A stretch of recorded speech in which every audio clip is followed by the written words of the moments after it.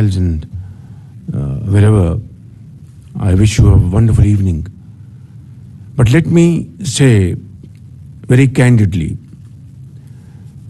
that it all started back in June this year, when Pakistan faced the most devastating floods, and as a result, 33 million people were affected. 1,800 people died, including children, and loss of agriculture, industry, infrastructure, livestock, and the estimate is about $30 billion. In that, I would like to avail of this opportunity to once again express my deep gratitude to all those countries who came to help Pakistan at that point in time with kind and cash. Some of the reps sitting in front of me, I know them by their faces. Some are not here.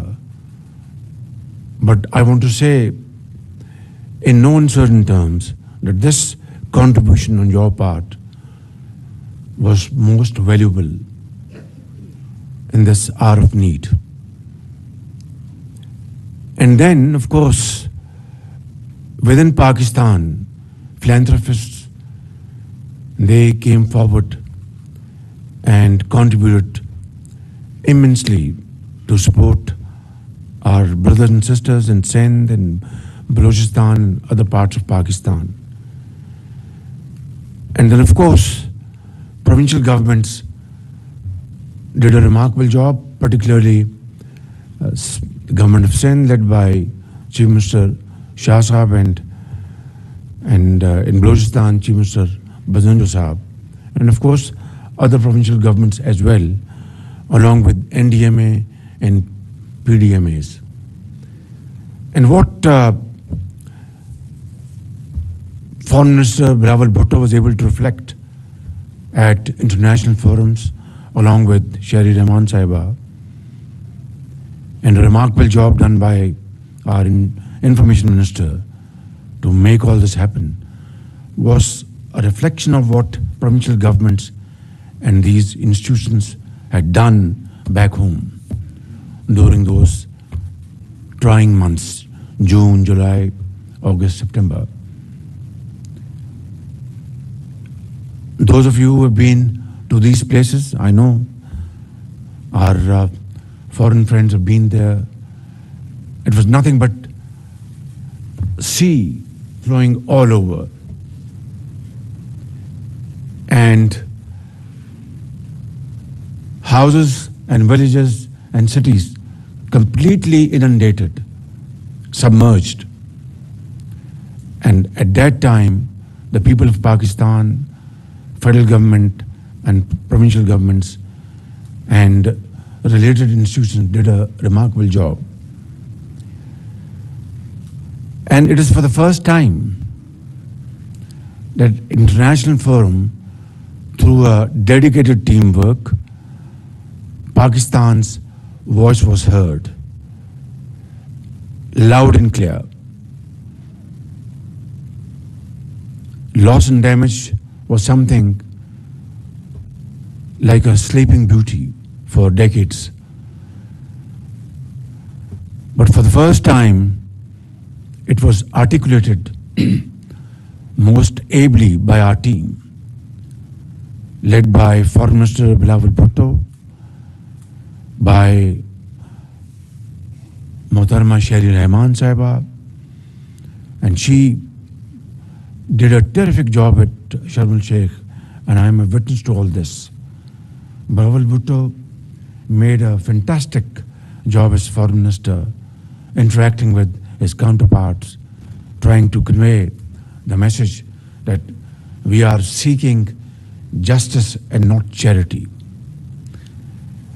Ladies and gentlemen, I have deliberately avoided, and we have completely avoided using the word reparations, because that is harsh. That is not proper. La la la la la la. That is not sagacious. It is not diplomatic parlance.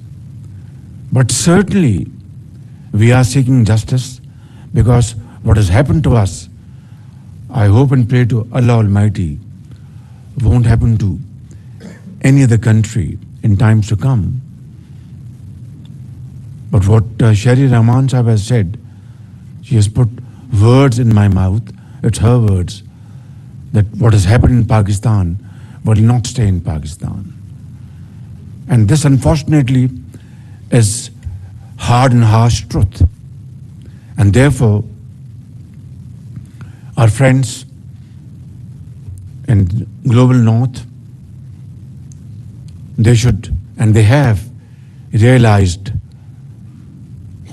the importance of this challenge. And that's why it's been a remarkable agreement in Sharm el-Sheikh. Loss and damage is now a reality. But then, it's not about these agreements and understandings. It's about practical implementation, manifestation of these commitments. What has happened in the past is past. $100 billion were committed, but to what level these have been contributed is a big question mark. Therefore, I would make use of this opportunity. It is purely a ceremony, believe me, not to extend our bowl, because we are not extending our bowl. One day soon we are going to get rid of it. But this is something different. Pakistan has become victim of something which we have nothing to do with. Our contribution in these greenhouse gases is less than 1%. And then we can go on and discuss a host of list of countries where emissions are much higher than they had committed at various forums. But I wish, and you would all want to pray to Almighty that this should not happen to other countries. But that's a wishful thinking. Unless and until we stand up and accept the challenge and make practical demonstration of our commitments globally. I would like to place on record my deep appreciation to all those government officials, be in Foreign Office or Ministry of Climate Change, our diplomats, expert in this field, Ministry of Economic Affairs, Ministry of Ahsan Iqbal's Ministry, Planning, thank you, Ministry of Information, and each and every Pakistani who has contributed in making the world realize that what has happened to us, and this must not happen to any other country, and that we are seeking justice and not charity. This evening, ladies and gentlemen, I had desired to hold this ceremony just to acknowledge your teamwork, splendid work, and outstanding performance at various forums. Unfortunately, our Foreign Minister could not join us because of some technical fault in the plane which was carrying him to Islamabad. and some other ministers who are probably busy in some very other productive meetings, and I can understand that. All of them have done a remarkable job, and Rafi Alam, I have a lot of respect for him, not because he has been my friend, rather he has been criticizing my, job in Punjab as chief minister, but I have found in him a man who